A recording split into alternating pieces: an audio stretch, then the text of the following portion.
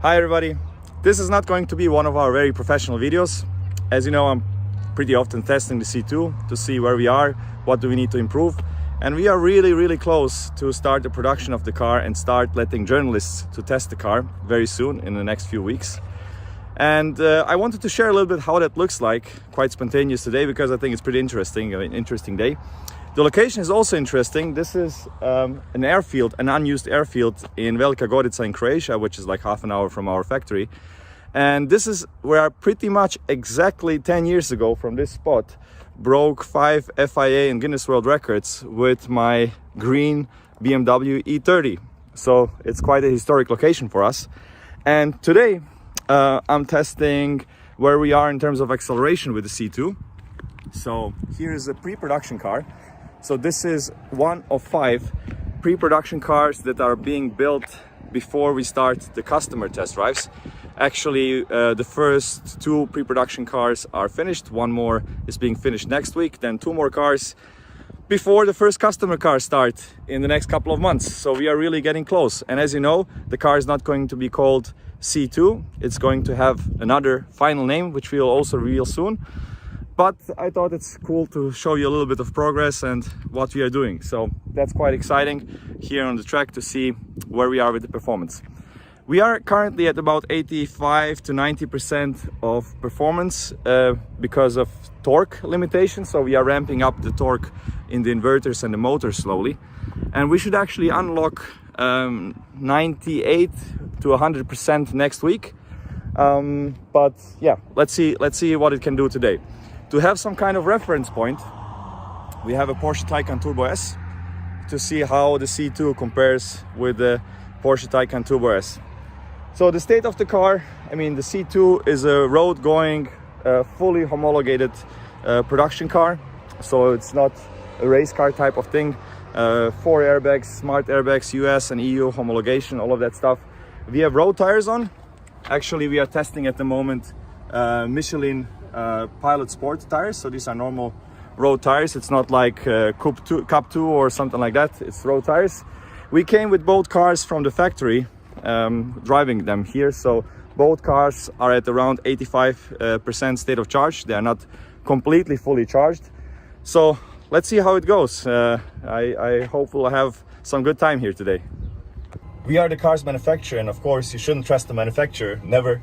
So that's why we have measuring equipment here. So a race box and the draggy. They will both measure at the same time. So let's see the results. Currently the Bugatti Chiron is the fastest accelerating production car in a quarter mile. It's 9.4 seconds. So let's see if we are faster. We are now at 82% state of charge of the battery pack. So it's not fully charged, but let's see. We are now in range mode, so here we are changing the modes of the car. So this is actually for changing the mode. The second ring is for changing the torque vectoring setting. So now in range mode we have 50% power in the front, 50% in the rear. Or actually this is what it means actually is 50% of the full front axle torque is available and 50% of the rear. So now when we change to another mode, for example sport mode, everything changes. The active aerodynamics, the wing, the suspension, the steering, everything changes, and we have here more torque.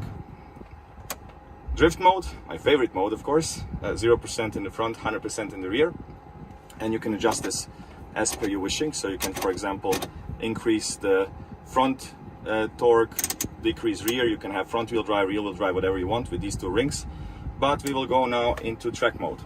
So we have 100% torque in the front, 100% in the rear, but actually it's 85 to 90% of the fully, let's say, final car torque, which we should unlock in the next few weeks, this remaining few percent, because we are still increasing the level. So the 100% torque is not actually 100% torque, and we don't have launch control yet implemented in this car. So we are working on launch control. This will be just a normal launch with the car in track mode. So there is still a lot of room for improvement. And also, this is not a drag track, it's not drag tires, it's unused road, which is very dirty and quite a bad asphalt. But let's see, the Bugatti Chiron has 9.4 seconds on the quarter mile, making it the fastest production car you can buy on a quarter mile. Let's see if this is faster. 60, 130.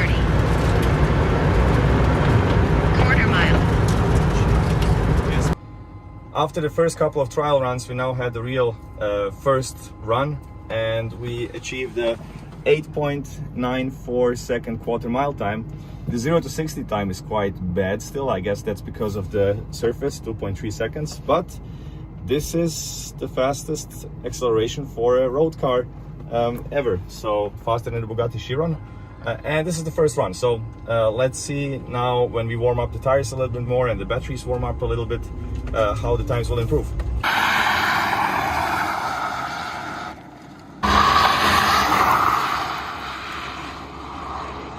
Now we are going to try it against the Taycan Turbo S. Of course, it's not a hypercar like the C2, but comes pretty damn close. It's one of the fastest cars that you can buy. So just to see a difference, because numbers are one thing, but when you see it against something else, you get a better reference point. So let's see how it looks like. Snimaš? Oops, late start. 30, 60. But we got it. Woo!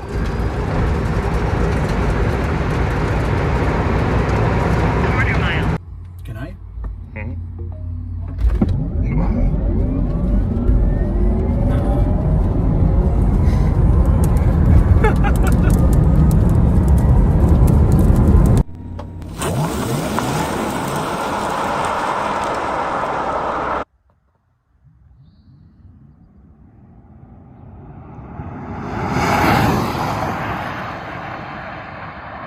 One really cool thing is that the car is always connected to the internet, so we have all the data in real time. So now in the phone you actually have all of the telemetry data, and you can analyze that also inside of the car.